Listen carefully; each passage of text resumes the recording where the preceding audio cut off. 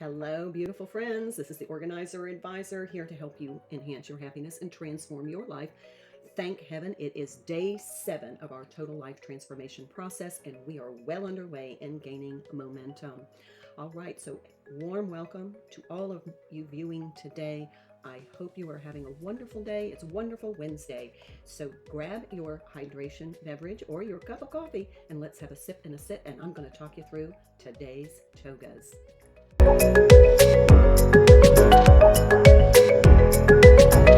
The TOGA for today for our document organization is vehicle titles. Now we are almost at the completion point of constructing our important document binder.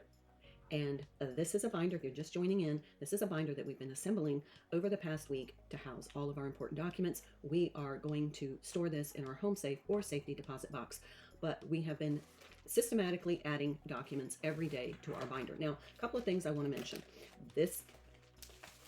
You may store some documents in these manila envelopes. That's for privacy purposes. These are important documents to keep private to protect yourself against identity theft. So titles, I'm not necessarily worried about that, so I'm not going to put them in manila envelopes. But what I do want to do is I want to put them in a zip top bag. And the reason is because I store my important document binder in my home safe, and my home safe is fireproof and waterproof to a point. But if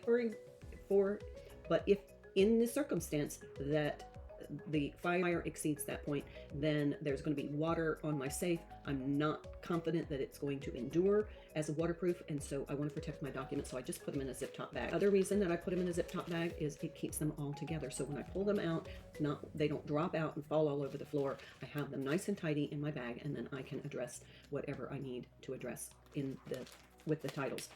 Now, another thing that you can do, instead of putting each individual type of document in a zip top bag, you can also put the entire binder in a zip top bag. They make 2 and 3 gallon zip top bags that you can just seal the binder. Doesn't matter to you, but I prefer actually both. That gives me added protection. All right.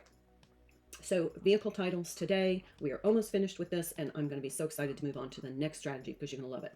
For our next TOGA, I'm kind of going to dovetail our organized to utilize our daily beauty routine as well as our every nook and cranny cleaning. How's that for efficiency? So for our organized to utilize, we're going to be organizing, gathering, cleaning, organizing, and creating a dedicated space for all of our hair care products and appliances.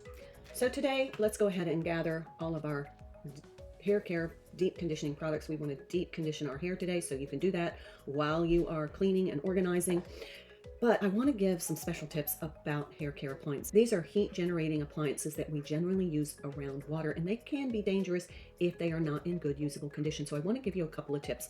Number one, on your heat generating appliance, you want to make sure that you are checking to make sure there's no cracks in the plastic housing where the electronic components are. You want to check the cord. Make sure you didn't lay that curling iron on that cord at some point and it burned through the plastic coating. This plastic coating needs to be totally intact. No nicks, no fraying, and no burn marks. So I just take a cloth and I use my Listerine spray. I wipe down the cord to get all that product residue off anyway, because I don't want that on there. But I check the cord as I'm wiping just to make sure it's in good usable condition and it's safe. And then you also want to check your plug and make sure the plugs are steady and sturdy, and that it is in the cord and the plug are attached firmly. So while I'm checking it, I want to go ahead and wipe this down with my Listerine spray. Spray the cloth, not the appliance, and just wipe that product residue off. Who wants that on their hair? You got nice clean hair. You don't want to put all that gunky product residue off because it's going to make your hair sticky.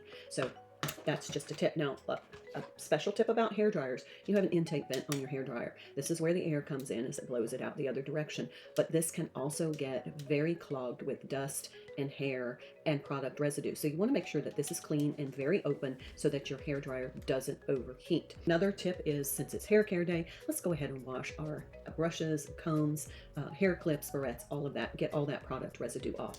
And then lastly, have a little bit of fun after you've done your hair care. This is a little gift that somebody gave me. It's a head massager, scalp massager, but it also stimulates the hair follicles. This is a wonderful thing to do in the evening. If you can get your partner to give you a little scalp massage with this fun little device, then it's an added benefit on our hair care day. All right, so that is our organized to utilize, our daily beauty routine, as well as it's a segue into our every nook and cranny cleaning, which of course is going to be bathroom number 2.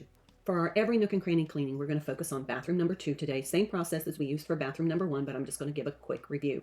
First thing that you want to do is you're going to want to sweep that ceiling and clean the light fixture. Make sure your light bulbs are working and you have a nice bright light so that you can put on your makeup and do your personal care. It's uplifting. The room looks cleaner when the light is brighter. Also, you want to go ahead and throw that shower curtain and bath mat or maybe some towels into the wash while you're cleaning the rest of the bathroom. Then we're going to start on the walls. Now, in the bathroom, this is the only room where I wash the walls. So, as we're spraying all of that personal care products, some of that residue gets on the walls and it can make the walls look dingy. It can make the walls actually sticky. So I use a mixture of borax, a little bit of white vinegar, and some warm water. I use gloves and I wash the walls, and I guarantee you're going to find that the walls look brighter, the paint looks fresher. Don't use this on wallpaper, please, just painted surfaces. But it's really going to brighten your space. So then let's go to cleaning the shower, the tub, the toilet, and the sink. So make sure you clean that shower head so that that water comes out nice and strong, and you want to get all the soap residue off the shower walls and doors if you have them. Now here's another tip. If you shower like I do, you want to make sure you're using a good marble cleaner as to preserve the surface of that marble.